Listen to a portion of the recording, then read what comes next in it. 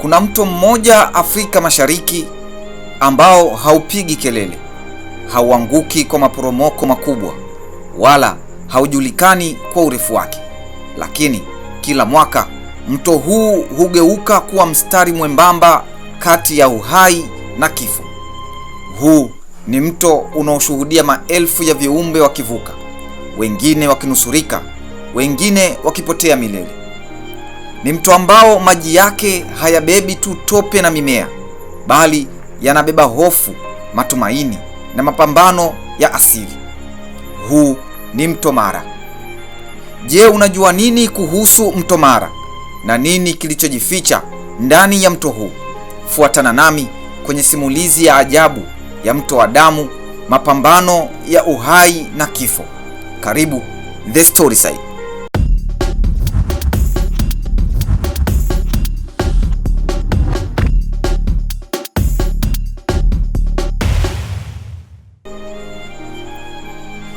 Safari ya mto Mara inaanza kimya kimya juu ya milima yenye heshima na nguvu ya asili, ambayo ni milima ya Mau huko magharibi mwa Kenya. Hapa dunia hutoa pumzi ya kwanza ya maji, ardhi hujaza unyevu, misitu minene hujipamba kwa kijani kibichi, na mvua zinashuka mara kwa mara, zikidumisha mzunguko wa maji ambao umeendelea kwa mamilioni ya miaka. Kwa mtindo wa subira isiyo na mwisho, maji haya huunda mto mdogo, kisha huendelea kuwa mkondo unaofahamika kama mto Mara. Hakuna maporomoko makubwa ya sauti, hakuna mawimbi yanayoibua woga. Ni mwanzo wa mkusanyiko wa maji unaofafanua uvumilivu wa asili, mwendo wa polepole lakini usiokoma, ukipitia mabonde madogo, ardhi yenye unyevu na misitu yenye historia ya karne nyingi. Mvua za milima ya Mau ambazo zimekuwa zikishuka kwa maelfu ya miaka ndio nguvu kuu inayoupa uhai mto huu. Zinaongeza kiwango cha maji, huimarisha vijito na kutoa unyevu unaohitajika kwa kuunda mazingira ya msitu yenye rutuba. Misitu hii ni hifadhi ya moyo wa mto Mara. Hakuna mto unaoweza kudumu bila misitu hii, kwa sababu mizizi huimarisha udongo, kupunguza mmomonyoko wa ardhi na kudumisha mtiririko wa maji. Hapa ndipo mto Mara unapozaliwa, sio kwa kishindo cha maporomoko, bali kwa subira ya maelfu ya miaka, ikiweka msingi wa safari yake ya maisha, hatari na maajabu yajayo. Baada ya kuondoka milima ya Mau, mto Mara huanza safari yake ya takriban kilomita 395 ukiunganisha Kenya na Tanzania kupitia savana, mashamba, misitu na hifadhi za taifa. Upana wake hubadilika kati ya mita 50 hadi 150, huku kina cha maji kikiwa kati ya mita 1 hadi 4, na kwenye misimu ya mvua inaweza kupanda hadi mita 5 mpaka 6. Kiasi cha maji yanayopita katika mto kwa mwaka mzima kinakadiriwa kuwa takribani mita za ujazo bilioni 6 mpaka 7, kutegemea misitu ya mvua. Maji yanapopita kwenye mabonde madogo na mashamba, mto Mara hutoa maelfu ya tone ya maji kila siku, yanayosaidia kilimo cha mashamba ya pamba, matunda na malisho ya mifugo ya jamii zinazopakana na mto huu. Hii ni hatua ambapo mto hubeba maisha ya binadamu na wanyamapori na kudumisha rutuba ya udongo. Ndani ya Masai Mara, mto Mara hubadilika kutoka kuwa mkondo wa maji wa kawaida hadi kuwa kitovu cha maisha ya wanyamapori. Hapa unachangia moja kwa moja katika Great Migration, ambapo nyumbu, pundamilia, swala na wanyama wengine wanapovuka mto huu, wakikabiliana na mikondo yenye nguvu na mamba wakubwa wa Nile. Katika sehemu hii mto Mara unakosa utulivu wa mwanzo. Unakuwa jiji la wanyama, kila kona ikiwa na hadithi ya kuishi au kufa. Unapopita mpaka wa Kenya na kuingia Tanzania, mto Mara unaingia katika hifadhi ya taifa ya Serengeti. Hii ni mojawapo ya mifumo muhimu zaidi ya ekolojia barani Afrika. Hapa upana na kina cha mto hutoa makazi ya maji kwa samaki, wanyama wa porini na ndege, huku ukidumisha mzunguko wa uhai wa savana.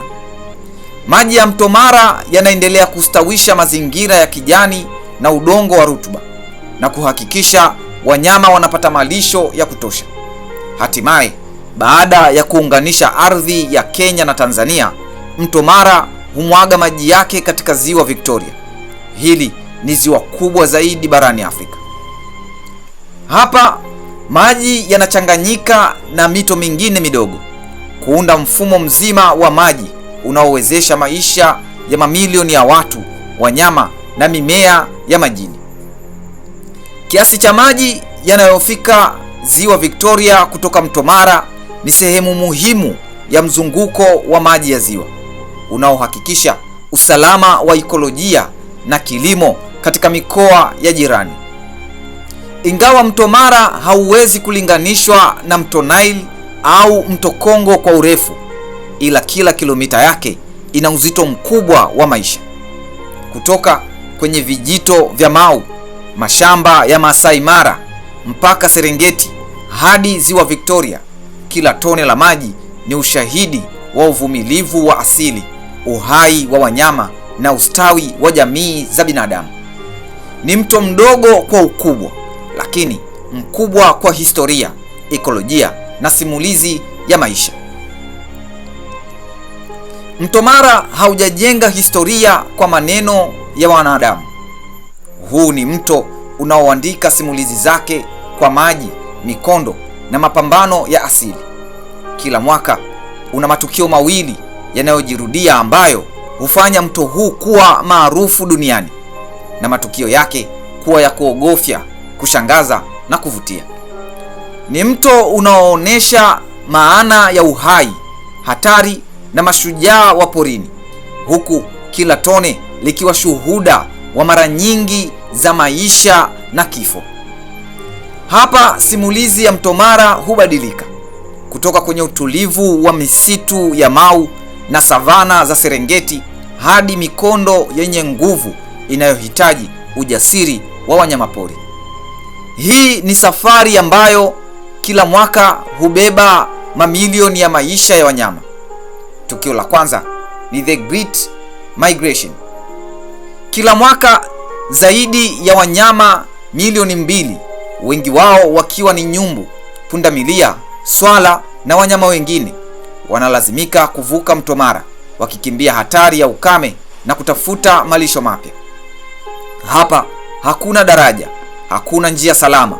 Ni maji yenye mikondo yenye nguvu, yenye kina kisichojulikana, na mamba wakubwa wa Nile wakiwa watulivu wa kuangalia.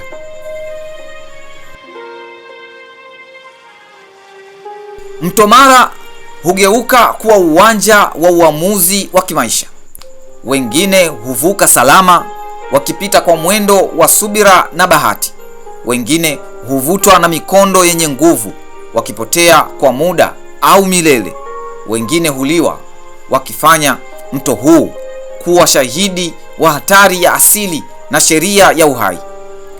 Ni tukio ambalo dunia nzima hulitazama, lakini kwa wanyama hawa ni masuala ya kuishi au kufa, kila tone la maji likiwa kielelezo cha uamuzi wa hatima yao. Tukio la pili ni mamba wa mto Mara. Mamba wa mto Mara ni mamba wakubwa wa Nile. Wameishi katika mto Mara kwa mamia ya miaka. Wengi wao wana urefu wa zaidi ya mita 5 na hatari yao haipungui. Hawavuki mto, wanasubiri wakiwa waangalifu. Kwao The Great Migration si sherehe, bali ni msimu wa chakula. Wakati wote wanakuwa watulivu, lakini wakiandaa mashambulio yao kwa wale wanaovuka bila kuzingatia hatari. Mto Mara kwa muda mfupi hugeuka kuwa eneo la damu, mapambano na sauti za hofu, huku kila tone la maji likibeba hatari isiyoonekana. Hii ndiyo sababu mto Mara umekuwa maarufu kimataifa, ukijulikana sio tu kwa urembo wake, bali kwa hatari, uchungu na heshima ya asili. Huu ni mto usio na maneno, lakini wenye hadithi zisizo na mwisho. Ni mto mdogo, lakini unaathiri mfumo mzima wa Serengeti na Masai Mara. Unategemewa na mamilioni ya wanyama na maelfu ya wanadamu. Unadhibiti mzunguko wa uhai wa savana. Bila mto huu, uhamiaji wa wanyama usingekuwepo.